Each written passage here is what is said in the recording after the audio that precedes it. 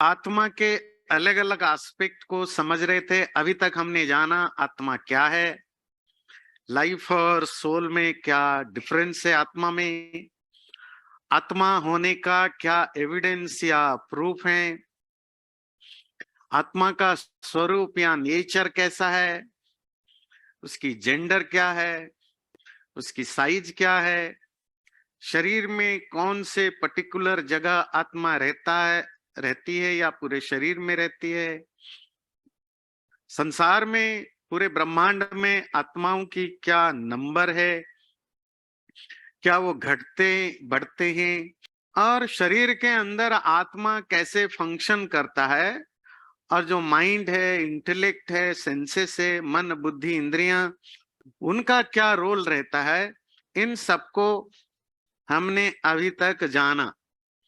जो दो चार क्वेश्चन रह गए हैं जो आज उसको कोशिश करेंगे पूरा करने की, और वो क्वेश्चन है कि क्या आत्मा और परमात्मा एक ही है, अलग अलग है, आत्मा परमात्मा का कोई अंश है, थोड़ा बहुत उससे जानेंगे।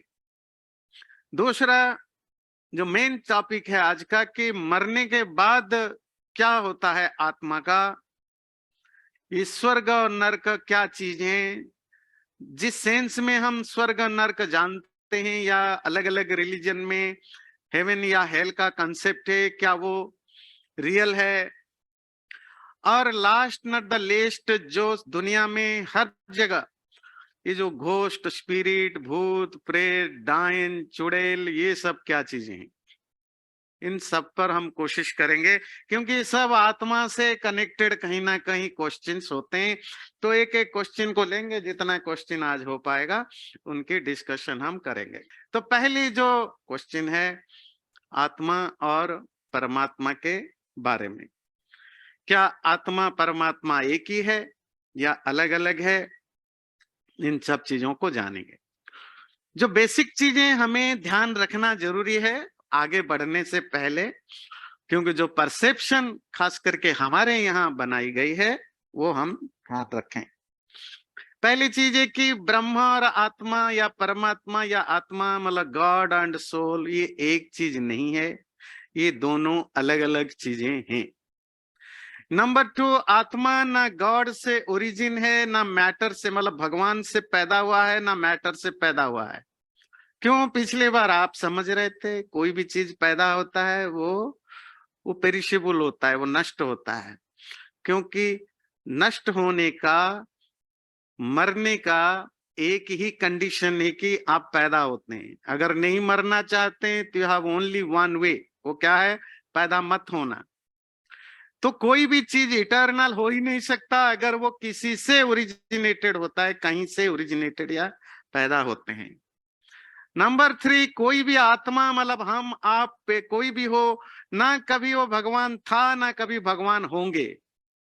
ये 3 बार इसको रट लीजिए, 10-20 बार जितने बार रटे, क्योंकि आमतौर पर हिंदुओं में बड़ी बीमारी पनपती जा रही है, वो इंसानों को भगवान बना के पूजने लग गए हैं पिछले 400-500 साल से। हर गली गली में बाबा भगवान बन के घूम रहे हैं और उनके करोड़ों भक्त बनते जा रहे हैं।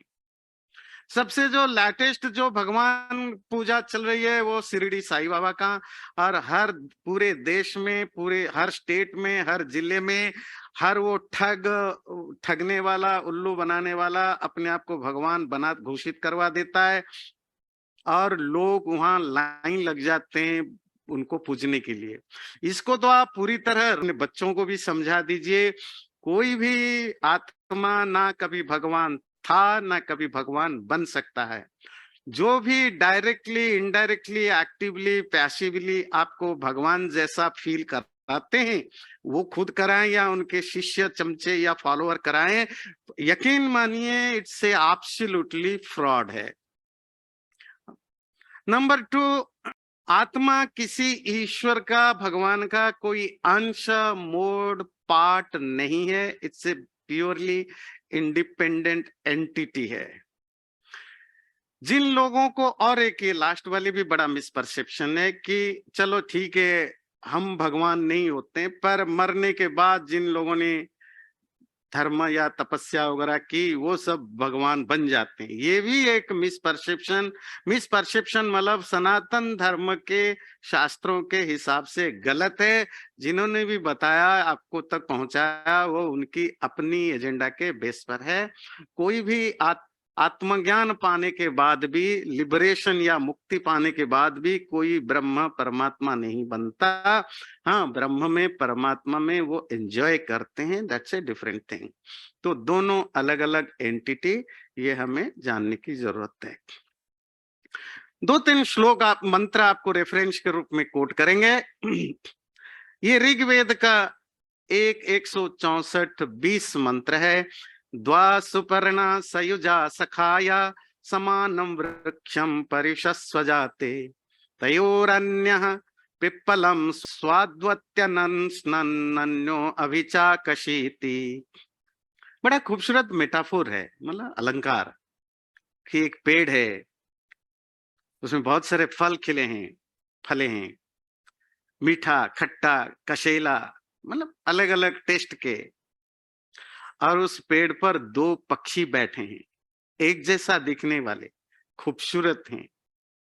और उनमें से एक पक्षी हर फल को खाता रहता है, कभी मुंह बिचकाता है, कभी मुंह खुश होता है, मतलब मीठा खाए तो अच्छा लगे, तो कड़वा लगे, तीखा लगे, जैसा जैसा टेस्ट होता है तो उसकी फेशियल एक्सप्रेशन बदलते रहते हैं।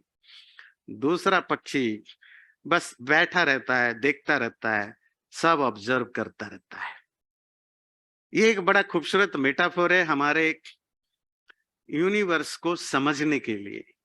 ये जो मटेरियल वर्ल्ड है वो एक पेड़ की तरह है, जिसमें हर तरह की चीजें अवेलेबल है हमारे लिए भोगने के लिए। अच्छा, बुरा, खट्टा, मीठा, हर तरह की चीजें हैं। और ये जो संसार है वो जड़ है, उसमें कोई वो मटेरियल है, इंसेंटिएंट है। पर इसमें जो 2 बैठे हुए हैं वो पक्षी हैं, चिड़िया हैं, अर्थात जिनमें जीवन है, लाइफ है, चेतन है। ये हमारी कहानी है, हमारी और परमात्मा की कहानी है। दोनों में काफी सिमिलैरिटीज है, क्योंकि दोनों चेतन है, कॉन्शस है, वो मैटर से अलग हैं। दोनों में और एक सिमिलैरिटीज है कि दोनों इटर्नल है, नित्य हैं। पर दोनों में एक सिमिलैरिटी जो नहीं है वो है कि एक उनमें से तो इटर्नली आनंद स्वरूप है। आनंद समझते हैं, खुशी, वो उसका फॉर्म है। वो कौन है जो आनंद स्वरूप है? परमात्मा है, सत्य चित आनंद स्वरूप। और जो दूसरा चेतन जो हम आप हैं, आत्मा, वो आनंद भूख है, वो आनंद ढूंढता है, भोगता है, आनंद के लिए तरसता है। तभी तो आप लाइफ में जो कुछ भी करते हैं, अच्छा बुरा, पैसा कमाना, घर संसार बनाना, विवाह करना, रिश्तेदारी रखना, फ्रेंडशिप करना, इवन लोग जो गंदे काम भी करते हैं या सही काम भी करते हैं, इसी इंटेंशन से कर देंगे, इससे हमें कुछ खुशी मिल जाए। जब खुशी मिलती है थोड़ी बहुत, फिर गायब हो जाती है, फिर हम और मेहनत करते हैं और कमाने की कोशिश करते हैं, हम खुशी ढूंढते रहते हैं।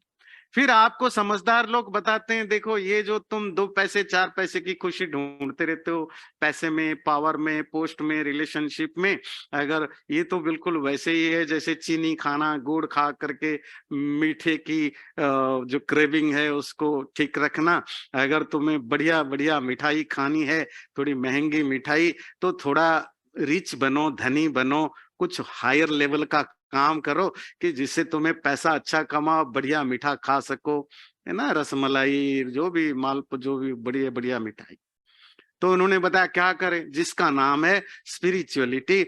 और अगर आप स्पिरिचुअल प्रैक्टिस करते हो तो जो लिबरेशन आपकी आत्मा को शरीर से मुक्ति मिलती है, तब आप उस परमात्मा को एंजॉय करते हो। वो परमात्मा क्या है? वो एब्सोल्यूट आनंद है, खुशी का सागर है, भंडार है। आप वहां, आपको हाई क्वालिटी की मिठाई मिलेगी और सस्टेनेबल भी। मतलब जो रियल लाइफ में खुशी भी बड़ी लो क्वालिटी की होती है, और कब गायब हो जाए पता ही नहीं चलती है। मतलब पैसा गायब ना भी हो, रिश्तेदार गायब ना भी हो, पर आपका मूड अप हो जाता है। मतलब आपको लाखों चाहिए, लाखों मिल गया, आप खुश नहीं होंगे, फिर भी मूड अप हो जाएगा, भाई करोड़ों क्यों नहीं है। तो ये कॉन्स्टेंटली क्रेविंग बनी रहेगी। पर जब आप उस आनंद स्वरूप परमात्मा को पा लेते हो, फिर आपकी क्रेविंग खत्म हो जाएगी, क्योंकि वो एब्सोल्यूट भी है, सस्टेन्ड भी करता है, और प्योरेस्ट फॉर्म की स्वीट, इसीलिए वो आनंद स्वरूप है। तो दोनों अलग अलग हैं। एक पक्षी जो भोगता रहता है, अच्छा बुरा कर्म करता है, और अच्छे बुरे कर्मों के हिसाब से उसको फल मिलता है। दूसरा सिर्फ ऑब्जर्व करता है, कौन क्या कर रहा है, कहाँ बैठ के ऑब्जर्व कर रहा है। तो मंत्र में तो, पिक्चर में तो वो डाली में बैठा है, वो तो कोने कोने में है, कण कण में है। वो तुम्हारे अंदर भी है, बाहर भी है, माइंड में भी है, ऑर्गन में भी है। हम सोसाइटी में लोगों को धोखा दे सकते हैं। मोस्ट ऑफ लोग हमारा अंदर और बाहर की दो रूप होते हैं, पर परमात्मा के लिए तो आप सोशियली, आप एक्सटर्नली क्या दिखाते हो, वो बहुत ज्यादा मैटर नहीं करता है, क्योंकि वो कण कण में हमारे अंदर की हर चीज को नोट करता है, उसी के हिसाब से खट्टा मीठा फल देता रहता है। तो दो हम अलग अलग हैं, एक मालिक हैं, एक उसका सेवक हैं, है ना, उसी रूप में। इसी तरह संयुक्तमेतत्क्षरम अक्षरम च व्यक्ता व्यक्तम भरते विश्वमीशः अनीशश्चात्मा बध्यते भोक्तृभावात् ज्ञात्वा देवम् उच्यते सर्वपाशैः। यहाँ भी कहता है, वो जो ईश, ईश कहते हैं मास्टर, रूलर, राजा, जो सारे संसार कॉस्मोस को चलाने वाला, वो इस ब्रह्मांड को, संसार को भरता रहता है, उसके अंदर परवेट सब जगह समाया हुआ है, उसकी टेक केयर करता है। पर जो दूसरी आत्मा, दूसरी चेतन, छोटी वाली, हमारी और आपकी, वो अनीश है, पावरलेस है, उसके पास कोई पावर नहीं है। दोनों चेतन है, मतलब दोनों इंसान है। एक बाइडेन बना हुआ है और एक हमारे आपके जैसा जो उसकी प्रजा बनी हुई है, पावरलेस है और वो पावरफुल है।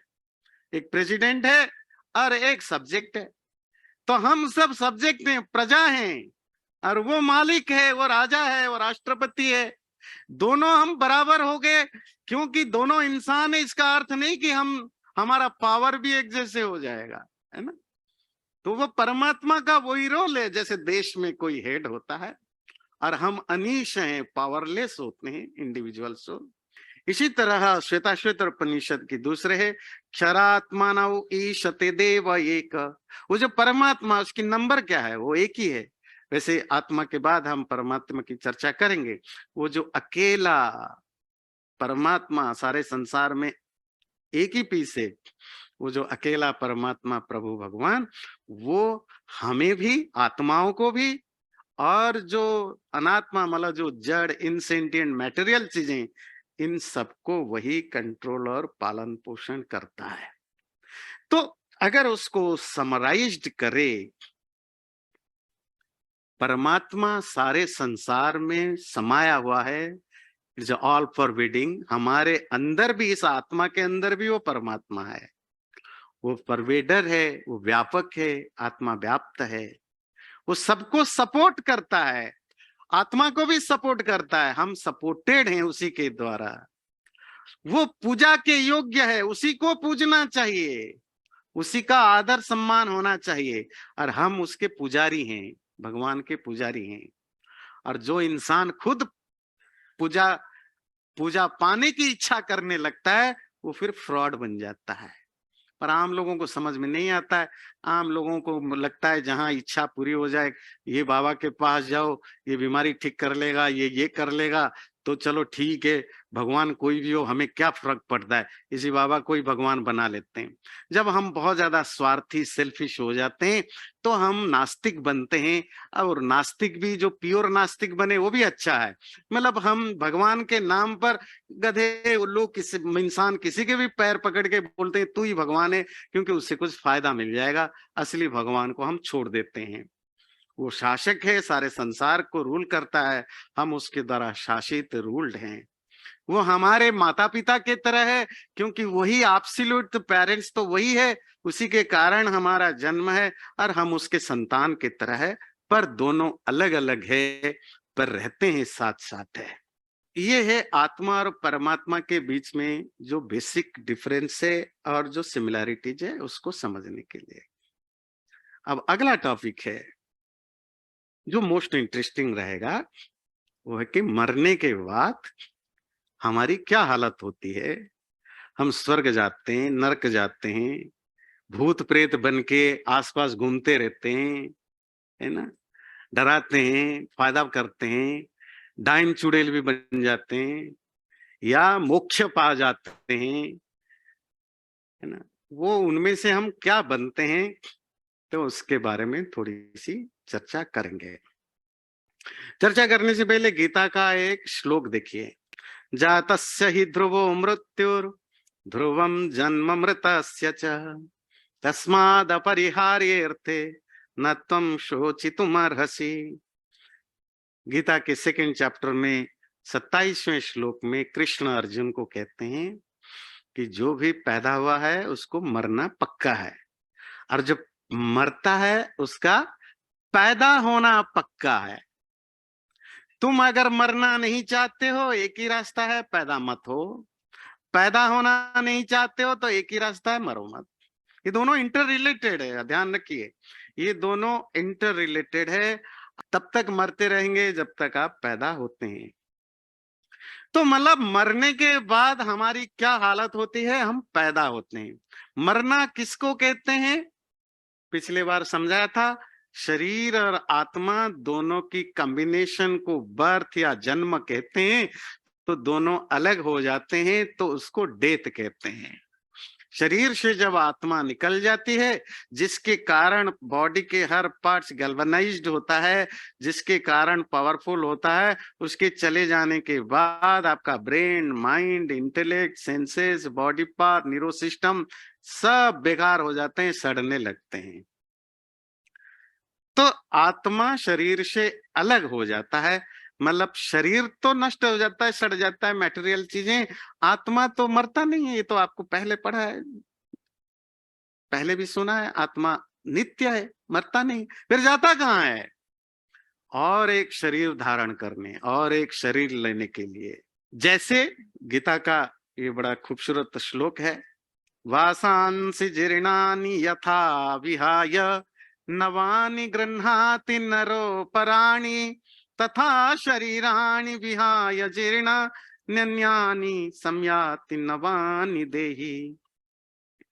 आप कपड़े पहनते हैं ना, बाजार जाते हैं, नए नए कपड़े लाते हैं। कुछ कपड़े ऐसे होते हैं जिनको आपने लाए, एक बार पहना, कहीं कहीं कुछ चोट लगे हो, कहीं कांटे लग गया, कुछ हो गया, फट गया, अब फेंक देते हैं। एक दो बार पहना, धोया तो कलर फेड हो गया, छोटा हो गया, मोटा हो गया, फेंक दिया। या कुछ दिनों के पहनने के बाद धीरे धीरे धीरे धीरे 2-3 साल के बाद खराब हो गया तो आपने फेंक दिया। कुछ कपड़े तो ऐसे है कि बड़े परेशान हो जाते हैं आप, पहन पहन के थक चुके हैं, खराब ही नहीं हो रहा है और फेंक भी नहीं पा रहे। तो नया दिख रहा है तो फेंके कैसे, अब पहनने को मन नहीं है, कितनी बार पहनेंगे, पड़ा रहता है, पड़ा रहता है। हमारी और आपकी लाइफ भी वैसी ही है। कृष्ण गीता में कहते हैं, शरीर आपके कपड़े हैं, परमात्मा देता है, आपके कर्मों के अनुसार आपको शरीर देता है। जब शरीर किसी कारण से आत्मा के लिए अनफिट हो जाता है, और अनफिट होने के लिए जैसे आपने दर्जनों रीजन बना रखा है, आपके कपड़े क्यों अनफिट है पहनने लायक, आपने खुद 50 कारण बना रखा है। तो यहाँ पर परमात्मा ने बना रखा है कारण, क्यों शरीर अनफिट होगा। एक्सीडेंट हो गया, मर गए, बीमार हो गया, मर गए, 50 तरह की चीजें, बुढ़िया एज हो गया, चले गए। कोई गर्भ में ही जाता है, कोई 2 महीने की बच्चा चला जाता है, 2 साल का चला जाता है, 20 साल में चला जाता है, 50 साल में जाता है, 60 साल में जाता है, 100 साल में जाता है। कुछ कुछ तो आपको पता है 110, 15, 20, 25 साल भी जी जाते हैं, जा ही नहीं रहे।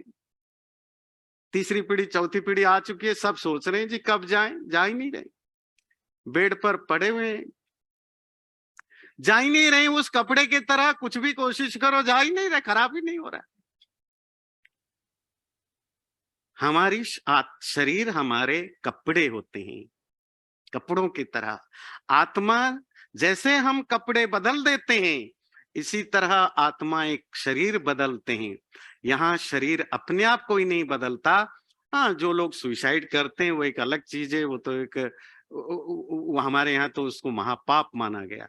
दुनिया में अगर कोई सबसे बड़ा पाप है, सबसे बड़ा सीन है, वो है कि सेल्फ किलिंग। खैर वो अलग चीज है। पर नॉर्मली हमारे से शरीर छूट जाता है, तो शरीर छूटता है, आत्मा एक दूसरा शरीर ग्रहण करता है। दूसरा शरीर मतलब कोई इतना बड़ा शरीर नहीं।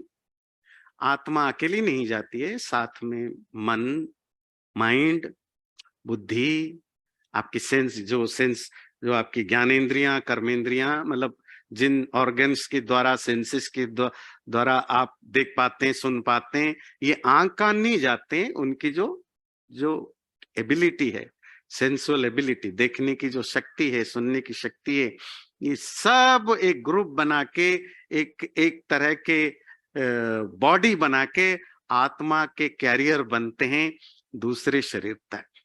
जब आत्मा दूसरे शरीर में प्रवेश करता है, क्या मतलब है? जो योनिज हैं, अर्थात जो गर्भ से पैदा होते हैं, वहां कंसेप्शन के समय ही आत्मा अपने शरीर प्रवेश करता है, वहीं से नया शरीर डेवलप होने लगता है। जो अयोनिज हैं, जो शरीर से पैदा नहीं होते हैं, जैसे आपके मॉइस्चर से पैदा होते हैं, जैसे ये आपके कीड़े मकोड़े, वायरस, बैक्टीरिया आदि, जो किसी प्रॉपर गर्भ से नहीं पैदा होते हैं, और जो प्लांट्स, ट्रीज वगैरह, पेड़ पौधे हैं, जो किसी कंसेप्शन से पैदा नहीं होते, उनकी अपनी तरीका है, जिसका डिस्कशन आज हम करेंगे, अगर टाइम अलाउ करेगा, नहीं तो नेक्स्ट टाइम करेंगे। तो जब भी आत्मा को एक नए शरीर में प्रवेश करने की इकोसिस्टम रेडी होता है, तो आत्मा उसमें प्रवेश करता है, तो वहां से उसकी ग्रोथ होना शुरू होता है। और वो ग्रोथ को आप कहते हैं प्रेगनेंसी या जन्म की प्रोसीजर। अगर वो पेड़ पौधे हैं तो जर्मिनेशन। अलग अलग चीजों के लिए अलग अलग चीजें आप यूज करते हैं। वो प्रोसेस होता है उसको फुल फ्लेश्ड बॉडी लाने में। जब फुल फ्लेश्ड बॉडी बन जाता है, हम मनुष्य की बात करते हैं, तो माँ के पेट से बच्चा बाहर आता है, तब कहते हैं कि बच्चा पैदा हुआ। बच्चा आज नहीं पैदा हुआ, बच्चे की पैदा, गर्भाधान जिस दिन कंसेप्शन हुआ, वहीं से उसकी शुरुआत हो चुकी है एग्जिस्टेंस की। हम पैदा होने के बाद सीधा नहीं मरते हैं। कोई भी चीज बनता है तो उसमें ग्रोथ होता है। जैसे पेट के अंदर भी ग्रोथ हो रहा था, बढ़ने के बाद भी ग्रोथ होता है। आप प्रेगनेंसी में माँ के पेट में बड़े होते हैं, फिर पैदा होते हैं, न्यूबॉर्न बेबी होते हैं, फिर धीरे धीरे धीरे बड़े होते हैं, टॉडलर होते हैं, और थोड़ा बड़े होते हैं, टीनेजर होते हैं, यंग होते हैं, फिर आप बिल्कुल मैच्योर पर्सन 40s के हो जाते हैं। फिर धीरे धीरे आप आपकी ग्रोथ बढ़ता जाता है। 50 के बाद फिर धीरे धीरे उसी उसी तरीके से फिर हमारा डिके, क्षय होने लगता है ना। 50 जो होता है, क्योंकि इंसान के लिए जो 100 साल है, 100 ईयर्स है, वो एक एवरेज साल हमारे शास्त्रों में माना गया। अब हवन के समय कितने मंत्र पढ़ते हैं, 100 साल जिए, 100 साल जीने की इच्छा रखें। 5-10 साल आगे पीछे हो जाता है, ठीक है। और जो अपनी लाइफस्टाइल ठीक रखते हैं, बॉडी को मेंटेन करते हैं, जरूरी नहीं 50, मतलब क्षय तो होता है, पर आप इसको थोड़ा मेंटेन कर लेते हैं। फिर धीरे धीरे हमारा डाउन होने लगता है फिजिकली। फिर धीरे धीरे बुजुर्ग बनते हैं, 60, 70, 80, फिर हम बूढ़े होते हैं। मैं उनकी बात कर रहा हूँ, ये पिक्चर जो आप देख रहे हैं, जो नेचुरल डेथ को जाते हैं ना, फिर बुजुर्ग हो जाते हैं। फिर क्या होता है, एक शरीर से आत्मा छूट जाती है, फिर नए शरीर में फिर न्यूबॉर्न बेबी बनके पैदा होते हैं। तो ये ध्यान रखिए, ये इतना खुश मत होइए कि अच्छा यहाँ मर गया और दूसरे घर में पैदा हो जाऊंगा। जरूरी नहीं है। मतलब कुत्ता, बिल्ली और ये जो चिकन खाते हैं वो भी बन सकते हैं। डिपेंड करता है कैसा काम कर रहे हैं। कोई भी प्राणी बनेंगे हमारे कर्मों से। तो इसीलिए कर्म अच्छा रखना जरूरी है। नहीं तो पता चला आज जिनको खा रहे हैं, कल हमें ही कोई खा रहा होगा और हम तड़प रहे होंगे। तो ये बेसिक चीजें हैं कि जो लाइफ की साइकिल है, जन्म होते हैं, बढ़ते हैं, बढ़ते हैं, फिर मरते हैं, फिर जन्म होते हैं, और साइकिल चलता रहता है। गीता के भाषा में देहिनोस्मिन यथा देहे कौमारम यौवनम जरा तथा देहांतर प्राप्ति धीरस्तत्र न मुह्यति। जैसे इस शरीर में बचपन आता है, जवानी आती है, बुढ़ापा आता है, कृष्ण अर्जुन को कहते हैं ठीक वैसे एक शरीर नष्ट हो जाता है, फिर बचपन आता है, फिर जवानी आती है, फिर बुढ़ापा आती है, साइकिल चलता रहता है। क्यों ज्यादा दुखी हो रहे हो? इसी को हमारे यहाँ कहते हैं ट्रांसमाइग्रेशन, संसार। ये जो यूनिवर्स को आप संसार कहते हैं ना, हिंदी में संस्कृत वर्ड है या किसी भी इंडियन लैंग्वेज में, क्यों कहते हैं संसार को, दुनिया को संसार कहते हैं? क्योंकि सम्यक सरति, कॉन्स्टेंटली मूव करता है। आपका शरीर भी चेंज हो रहा है, माइंड भी चेंज हो रहा है, ये पेड़ पौधे भी चेंज हो रहे हैं, ये दुनिया चेंज हो रही है, सब चीजें चेंज हो रहा है, मूव कर रहे हैं, मूव कर रहे हैं, इसलिए इसको संसार कहते हैं। तो मरने के बाद होता क्या है? हम कर्म के अनुसार, कर्म जो भी फिजिकली, मेंटली या ओरली, फिजिकली जो हम करते हैं वो तो दिखाई देता है, और हम नॉर्मली ये मिसपरसेप्शन भी है कि जब हम कहते हैं कर्म के हिसाब से फल मिलता है, हम वही सोचते हैं कि हमने जो किया, मतलब फिजिकली जो किया या दूसरों के साथ जो व्यवहार किया, शायद इसी के अनुसार पाप पुण्य होता है। नहीं, ये तो आपकी लाइफ का एक बहुत ही छोटा सा हिस्सा है जो आप एक्सटर्नली करते हो। 2% 3% है। जब आप बोलते हो वो भी कर्म है, उसका भी फल मिलता है। और सबसे बड़ी जो 70% आपका कर्म, जिसके बेस पर आपकी ये पर्सनालिटी भी डिसाइडेड होता है, आपकी पर्सनालिटी कैसी है, मरने के बाद भी आपको कैसा लाइफ मिलेगा, वो होता है आपका मेंटल एक्टिविटीज। ये मेंटल एक्टिविटीज क्या होता है? किसी भी चीज को करने से पीछे आपके इंटेंशन क्या चल रहा है, नहीं भी कर रहे हैं तो मन में क्या विचार चल रहा है, अच्छा चल रहा है, बुरा चल रहा है, ये सब नोट होता है, सब नोट होता है।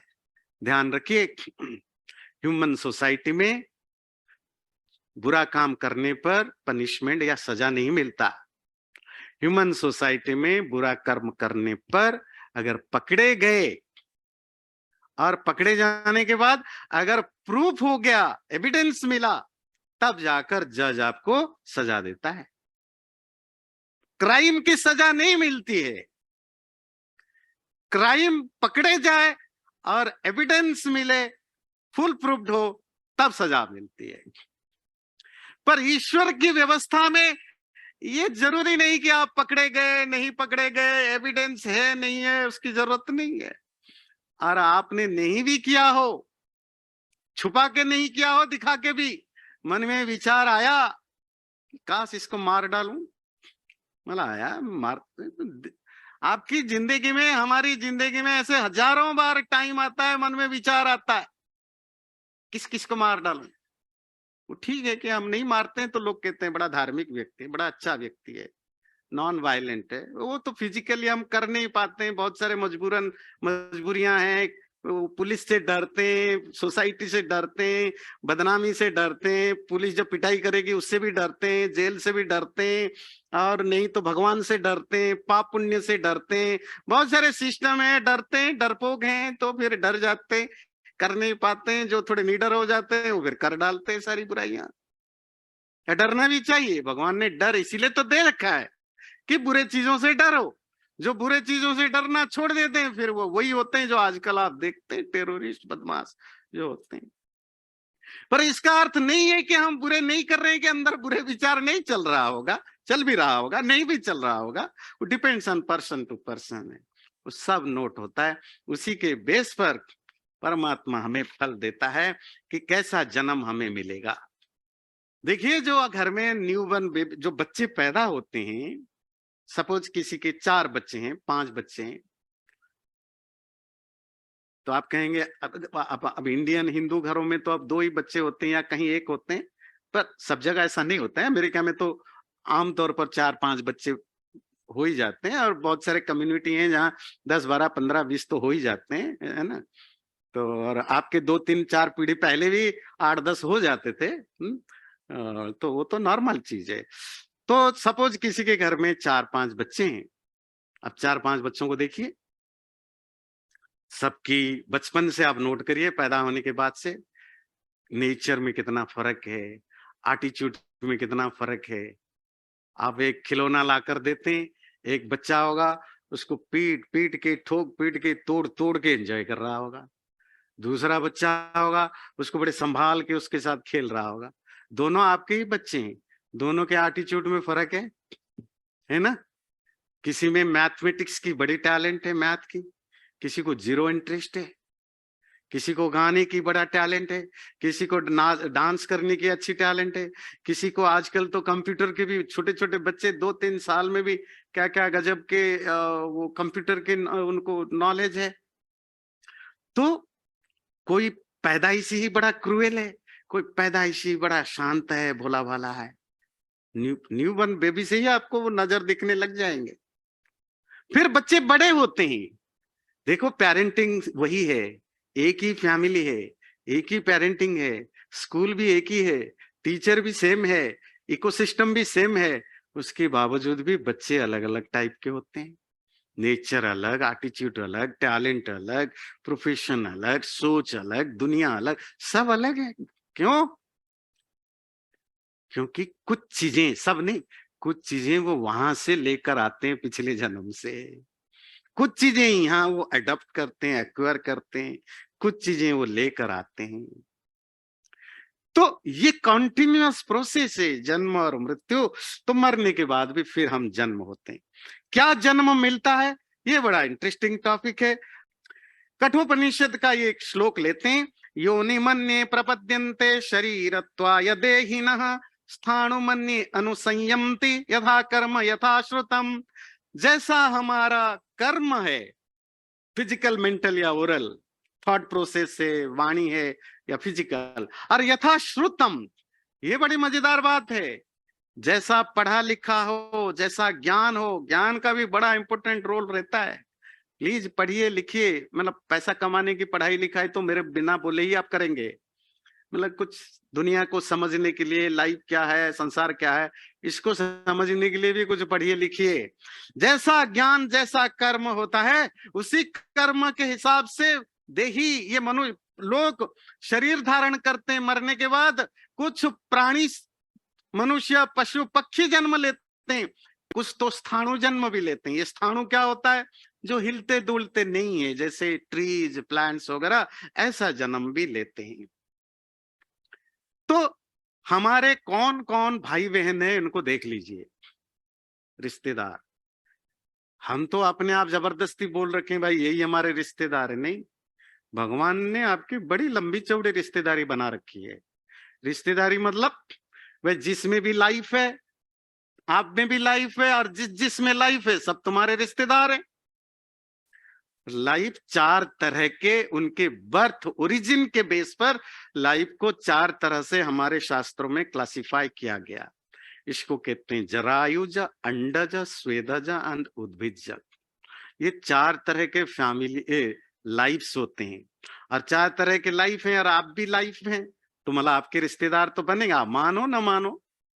वैसे भी आजकल कौन सा हम अपने रियल रिश्तेदारों से भी तो दूर भाग रहे हैं। घर में आ भी जाएं तो दूसरे तीसरे दिन अंदर से कितना खुंदक निकलता है, कब जाएंगे, है ना? अब वो तो अलग बात है, पर भगवान ने रिश्तेदारी बना रखी है। कौन कौन? पहला रिश्तेदार जरायुज, जो माँ के पेट से, गर्भ से पैदा होते हैं। कौन कौन? वो आप जानते हैं, ह्यूमन बीइंग है, वो आपकी हाथी है, घोड़े है, जो भी डोमेस्टिक एनिमल्स हैं, जो भी गर्भ से पैदा होते हैं ना, मैमल्स या जो भी आप कहते हैं, उसको कहते हैं जरायुज। वो एक तरह के प्राणी।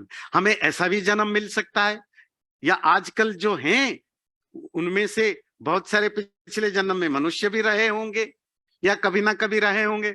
हम भी कभी फिर उन्हीं के स्टेज में चले जाएंगे मरने के बाद। दूसरे तरह की लाइफ क्या है? अंडज, जो अंडे से पैदा होते हैं, जैसे ये बर्ड्स होते हैं, पक्षी होते हैं, मछलियां होते हैं, आपके रेप्टाइल्स होते हैं, जो भी अंडे से पैदा होते हैं, वो दूसरे टाइप के हमारे रिलेटिव हैं, उनमें भी लाइफ होती है। और जहां जहां लाइफ है वहां वहां आत्मा है, ये सब आत्मा वाले हैं। तीसरा कौन है? स्वेदज जो मॉइस्चर से, हीट से पैदा होते हैं, मक्खी, मच्छर, कीड़े मकोड़े, अर्थवर्म्स, वायरस, बैक्टीरिया, जो भी मॉइस्चर से पैदा होते हैं, जिसके लिए कोई गर्भ की या अंडे की जरूरत नहीं है। और चौथा रिश्तेदार उद्भिज, जो बीज से मतलब सीड से क्या, वो जो क्लोनिंग करने से जो पैदा होते हैं, जिसको उद्भिज, वो कौन है? पेड़ पौधे वगैरह वगैरह। तो आप कहेंगे कहीं ऐसा नहीं कि मैंने अपने मन से ये सब बना लिया, नहीं, कुछ शास्त्रों को कोट करेंगे। ये मनुस्मृति के कुछ श्लोक हैं, मैं जल्दी जल्दी में कर दूंगा। ये शाम तो यादृशम कर्म भूतानाम इह कीर्तितम तत्तथा वो अभिधास्यामि क्रमयोगम च जन्मनि। मनु कहते हैं मनुस्मृति में, अब मैं ये बताने जा रहा हूं, प्राणी अपने कर्मों के हिसाब से, कर्म अंडरलाइन रखिए, कर्म, अपने कर्म में सोच भी आता है, हाँ, कर्म के अनुसार क्या क्या जन्म लेते हैं या ले चुके हैं, उनके बारे में मैं थोड़ा डिटेल में बताता हूं। सेकंड श्लोक देखिए बोल्ड में, जरायुज, कौन कौन जरायुज, कुछ एग्जाम्पल्स दिया। पशवश्च मृगाश्चैव व्यालाश्चोभयतो दतः रक्षांसि च पिशाश्चाश्च मनुष्याश्च जरायुजा। जो कैटल्स हैं, वाइल्ड एनिमल्स हैं, या जिनके दो दो जबड़े हैं दांत की, राक्षस, पिशाच, मनुष्य, ये इंसान के अलग अलग कैटेगरी होते हैं। राक्षस जो आपने अभी इजराइल में देखा है ना, वो सब राक्षस ही होता है ना, टर्चर करना, मारना, काटना, हमेशा सब जगह मिलते हैं, आपके बगल में भी मिल जाएंगे, जो क्रूएल होते हैं। और मनुष्य जो एवरेज होते हैं। देवता जो बहुत हाई लेवल के, बड़े साधु, बहुत शांत लोग होते हैं। अंडज कौन होते हैं? अंडजा, पक्षिणा, सर्पा, नरका, मत्स्याश्च कच्छपा यानि चैवं प्रकाराणि स्थलजानि औदकानि च। वो जमीन में हो या पानी में पैदा हो, वो अंडज हो सकते हैं। बर्ड्स हैं, सरपेंट, सांप है, क्रोकोडाइल्स हैं, मछली है, टर्टल है, आप जानते हैं बेटा, पर मैं जैसे आपको कोट कर रहा हूं। इसी तरह स्वेदज दंशम अशकम युकाम मक्षिमत कुणम उष्मणश्चोपजायन्ते यच्चान्यत किंच ईदृशम। जो डांस होते हैं, मच्छर होते हैं, इंसान में भी, जो बाकी जानवरों में भी, जब हमारे शरीर में जो कीड़े मकोड़े भी पैदा हो जाते हैं, या दुनिया में कहीं भी पैदा होते हैं, बक्ष होते हैं, ये सब स्वेदज प्राणी होते हैं, ये भी हमारे रिश्तेदार है। और लास्ट कौन है? उद्भिज। और उद्भिज स्थावर होते हैं, इमूवेबल, पेड़ पौधे आदि, वो इधर उधर मूव नहीं कर पाते हैं, वो सीड को, बीज को फाड़ करके बाहर आते हैं, या ब्रांच वगैरह को काट के करते हैं। 4 तरह के प्लांट्स होते हैं, मतलब रिश्तेदारों में भी जो जो सब रिश्तेदार होते हैं। औषधयः, ये औषधिया क्या है? औषधि, जिनमें फल होता है, फूल होता है, और फलों के पकने के साथ वो पेड़ मर जाते हैं, उनको औषधि कहते हैं। वो औषध दवाई वाला, मेडिसिन वाला नहीं। जैसे आप शांति मंत्र में पढ़ते हैं औषध या शांति, वहां दवाई या हर्ब्स नहीं है। मतलब धान, गेहूं, बाजरा, ज्वार, मतलब जो वो पौधे जो जिसमें फल आता है, फल पकने के साथ पेड़ मर जाते हैं, उसको औषधि कहते हैं। दूसरा है वनस्पति। वनस्पति उन पेड़ों को कहते हैं जिसमें फूल नहीं खिलते पर फल आते हैं। वृक्ष उसको कहते हैं जिसमें फल फूल दोनों होते हैं, जैसे आम है, अमरूद है ना, वो सब चीजें। फिर गुच्छ गुल्म, जो झाड़ियां होती हैं ना, जो जैसे क्लम्स हैं, थिकेट्स हैं, घास फूस हैं, है ना, ये सब चीजें होते हैं। और ये जो जो डिविजन्स बताया, औषधि, वनस्पति, वृक्ष, गुच्छ, गुल्म, घास फूस आदि आदि, ये सब के सब तमसा बहुरूपेण वेष्टिता कर्म हेतुना। ये याद रहेगा तो बड़ी अच्छी बात है। अपने कर्मों के कारण ही ये सब प्राणी, अंडरलाइनिंग प्राणी, किसके प्राणी का? ये जो पेड़ पौधे आदि, ये सब प्राणी अपने बुरे कर्मों के कारण एक्सट्रीमली डॉर्मेंट स्टेज में, इनर्शिया में रहते हैं, उनके अंदर संज्ञा, कॉन्शसनेस तो होती है अंदर, पर वो कॉन्शसनेस बहुत लिमिटेड होती है। सुख दुख उनमें भी होता है, पर इतनी माइनर लेवल पर होती है कि वो फील नहीं कर सकते हैं। वो इनर्ट, जैसे जड़ तत्व की तरह ही ऑलमोस्ट होते हैं, पर होते जरूर हैं। चलिए, आज टाइम हो गया है। जो इंटरेस्टिंग टॉपिक है वो अगले बार रखेंगे। स्वर्ग नर्क क्या है, मोक्ष क्या है, भूत प्रेत क्या है, वो अगले बार चर्चा करेंगे। जिनको इंटरेस्ट है जरूर आइए अगले बार। स्वर्ग नर्क जाना, स्वर्ग जाना है कि नर्क जाना है या भूत प्रेत बनना है, तो वो आप अगले बार जान लेंगे। आपने ध्यान से सुना, बहुत बहुत धन्यवाद। ओम शांति। चैनल को सब्सक्राइब जरूर करें और वीडियो अच्छा लगे लाइक भी जरूर करें।